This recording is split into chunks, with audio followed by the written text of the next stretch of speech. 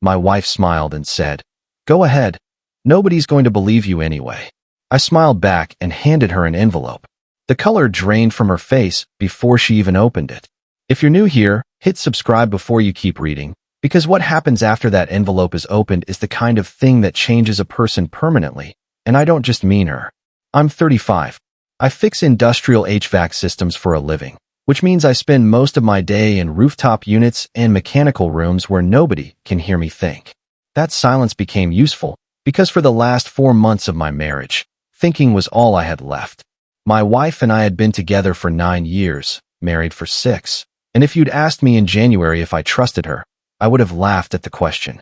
That's the part nobody tells you about betrayal. It doesn't arrive as a shock. It arrives as a slow leak, and you spend weeks convincing yourself the floor isn't actually wet. It started with her phone, not the messages on it, not at first, just the way she started angling the screen away from me at dinner, a small tilt of the wrist that took me 3 weeks to consciously notice, even though some older, more animal part of my brain had clocked it on day 1. Then it was the new gym schedule, 5 nights a week, at an hour that never quite matched the receipts from the smoothie place 2 blocks from the gym, receipts I only saw because she left them in the cup holder of my truck instead of hers. Small things. Cheap things. The kind of evidence a person leaves behind when they've stopped being careful because some part of them wants to get caught, or because they've simply stopped believing their partner is paying attention. I want to be honest about something. I didn't go looking for proof because I'm a suspicious man. I went looking because my chest had started doing this thing at night, this tight, cold pulling sensation, like something was reaching in and testing the seams. I'd wake up at 3 in the morning with my heart going and no reason for it, lie there in the dark listening to her breathe next to me, and think, something is wrong here, and I don't know what it is yet. By the second week of quietly paying attention, I had a name. Her ex. Not a stranger, not some gym trainer, but the man she dated for 3 years before me. The one she told me, back when we were newly together and drunk on cheap wine and honesty, had broken something in her that took a long time to fix. I remember holding her that night and thinking I would never let anything hurt her like that again. That memory sat in my chest like a stone once I found the messages. I won't pretend I found them in some dramatic hacker movie way. Her laptop synced messages to a browser extension she'd forgotten was still logged in on our shared desktop, the one we used for tax software and grocery lists. One evening, looking for a spreadsheet, I opened the wrong tab, and there it was. Weeks of conversation. Not just flirtation, not just nostalgia. Plans. A hotel 2 exits past the airport. A specific room number typed out like a joke between people who'd done this before. And underneath all of it, this current of contempt for me that hit harder than the affair itself. A message from 3 days earlier. He still thinks I go to spin class LOL. He's so easy. I sat in that chair for a long time. Long enough that the screen dimmed twice. I remember the exact texture of the desk under my palms, the cheap laminate starting to peel at the corner where I used to rest my coffee cup. I remember the hum of the refrigerator in the next room, ordinary and indifferent, while my entire life reorganized itself around a single sentence. He's so easy. 9 years, and that's what I'd become. A punchline between 2 people planning a hotel room. I didn't confront her that night. I want to be clear about why, because a lot of people in the comments on stories like this ask why the narrator waits, and the answer is always the same. Rage is useless without leverage. A man who explodes gets managed, gets talked in circles, gets accused of snooping, gets turned into the villain of his own betrayal within 20 minutes flat, because that's the oldest trick in the book, and she was good at it. I'd watched her do it to smaller things. A missed anniversary somehow became my fault for not communicating my needs. A canceled trip became my fault for not planning far enough ahead. I knew, with total clarity, that if I came at her with raw anger and a laptop screen, I would lose the argument even though I was standing on the truth. So I became quiet instead. Quiet and extremely observant.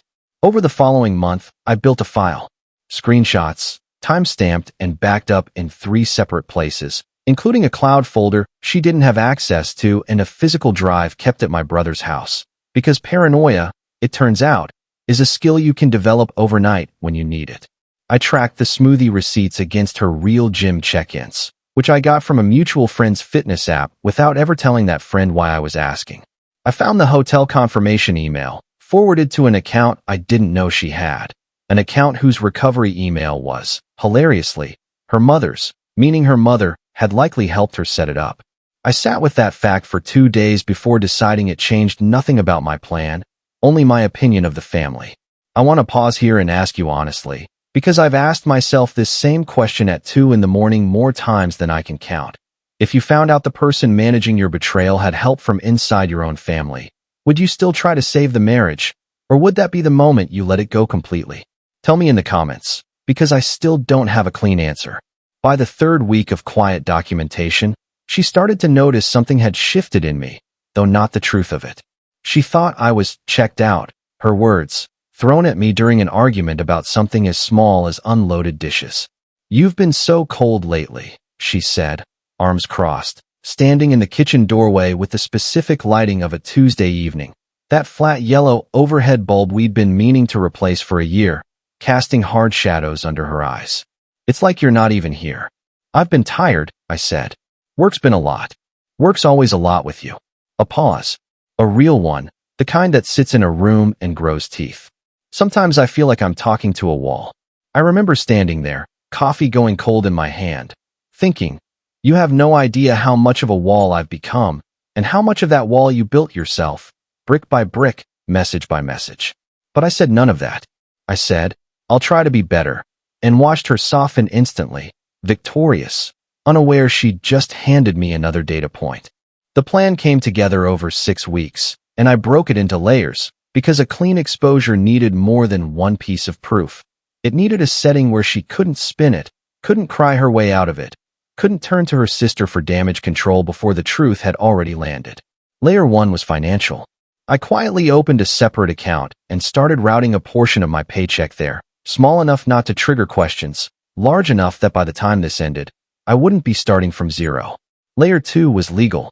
I met with an attorney 2 towns over, paid in cash, and asked exactly one question. In this state, does documented infidelity affect asset division if there's already a prenup in place? The answer mattered more than I expected. Layer 3, the one that took the longest, was patience. I had to let her get comfortable. I had to let her believe she was winning, because a person who believes they're winning stops covering their tracks. By the 5th week, her carelessness had become almost insulting.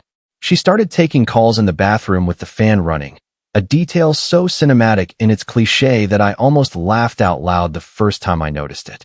She started using a nickname for her ex in her phone, saved as a woman's name, Danielle, which might have worked if she hadn't once told me, in an entirely unrelated conversation 2 years prior, that she didn't know anyone named Danielle. The moment I opened that file for the last time, the file with everything organized by date, by screenshot, by financial record, I felt something I didn't expect. Not rage. Calm. The specific, cold calm of a man who has already grieved something and is simply waiting for the paperwork to catch up to the feeling. I chose her sister's baby shower for the reveal. Not because I wanted a spectacle, though I won't lie and say the spectacle didn't matter, but because it was the one setting where her entire support system would already be assembled in one room, unable to disperse and coordinate a story before the truth had already been said out loud in front of all of them. Family. Her mother. Her sister. 3 of her closest friends. People who would, in the following weeks, need to decide whose version of events they believed, and I wanted them deciding with the evidence already in their hands instead of her voice already in their ears. She was standing near the gift table when I arrived, laughing at something, glowing in that specific late afternoon light that comes through gauzy curtains in the suburbs, gold and soft, and completely undeserved. She saw me, waved me over, said something to her sister I didn't catch. I walked up, and she looked at me with this easy, practiced warmth, the same warmth she'd been giving her ex in a hotel room 2 exits past the airport, and said, low enough for just us, "You've been acting so strange. If you're going to make a scene, don't. Nobody here is going to believe you anyway." That's the line. That's the exact line from the title. And I want you to sit with how confident a person has to be to say that to the man they've been lying to for months. She said it smiling. She said it like a woman who had already run the math and decided the room was hers. I smiled back. I said, I know. That's why I brought proof. And I handed her the envelope. She opened it in front of everyone because she was too proud to walk away from an audience, and I watched, close enough to see it happen in real time, the exact second her face changed. The color didn't just drain, it evacuated, a full retreat, her jaw slightly open, her eyes moving too fast across the printed pages, screenshots, hotel confirmation, the message with her ex calling me easy. Her mother, standing beside her, went quiet in a way that told me everything I needed to know about what she had or hadn't known. Her sister actually gasped, a real, audible sound, hand flying to her mouth. "What is this?" my wife said, voice cracking, already reaching for the oldest tool in her box. "You went through my private messages? You're the one who violated my privacy here." "I have copies," I said, "in 3 places. So take your time being angry about how you got caught instead of what you did." The room did not recover for the rest of that afternoon. I left 20 minutes later, calm, unbothered, having said everything I needed to say in the fewest possible words, which is its own kind of power after months of being talked in circles. By the following week, she'd moved in with her mother, though not by choice. Her mother, it turned out, was furious less about the affair itself and more about being used as an unwitting accomplice through that recovery email, and made that fury very clear. The attorney I'd already retained filed within 10 days. The prenup held. She fought it anyway, for 3 months, spending money on a lawyer she didn't really have to spend, before her own attorney apparently advised her the fight wasn't winnable given the documentation. Her ex, for what it's worth, disappeared from the picture almost immediately once the affair became public and consequential instead of secret and exciting. That's usually how it goes. The excitement was never really about her. It was about the secrecy. I'm not going to sit here and tell you I feel triumphant, because I don't. Not really. I feel like a man standing in the wreckage of 9 years, holding a box of belongings that used to mean something and now just means storage. What I do feel is clear-headed, for the first time in nearly a year. I sleep now. My chest doesn't do that cold pulling thing at 3 in the morning anymore. I moved out of the suburbs entirely, took a smaller place closer to work, and some nights the silence in that apartment is the loudest thing I've ever heard, and other nights it's the first peace I've had in longer than I can remember. Edit. A lot of you are asking if I ever confronted her ex directly. I didn't. He wasn't the one who made vows to me. My anger was never really about him. Edit. Several people in the comments want to know what happened to the friend whose fitness app one used to track the real gym visits.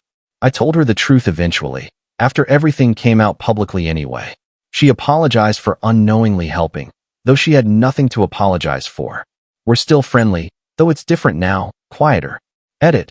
To the people asking if I regret waiting 6 weeks instead of confronting her the night I found out, I don't. That waiting period is the only reason I walked out of that marriage with anything at all, financially or otherwise. Impulse feels satisfying for about 5 minutes. Leverage lasts. If you've made it this far, let me know what you would have done differently, and hit that subscribe button if you want the next story, because the one I'm posting next involves a business partner, a forged signature, and a betrayal that took even longer to unravel than this one did.